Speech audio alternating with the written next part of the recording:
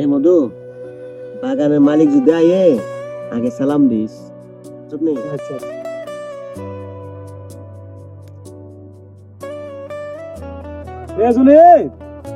ওই যে মালিক আইছে, আমি যাই।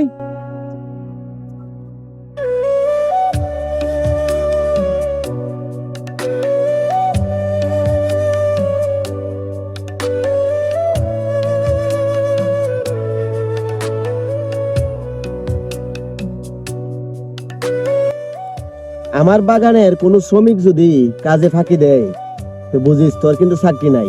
মালিক আপনি কোনো টেনশন করেন না, আমি সব টিরে কাজে লাগাই রাখছি। ওরে বাবা রে, মালিক আইছে, আমি কাজও যাই তাকাতে।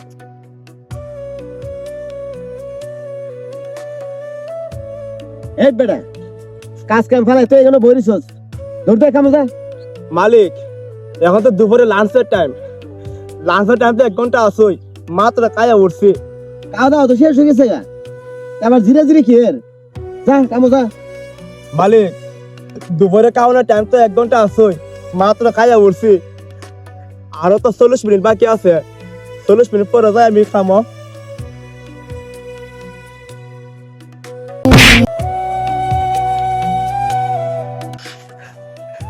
আচ্ছা গরিব বলে আজকে তো অত্যাচার।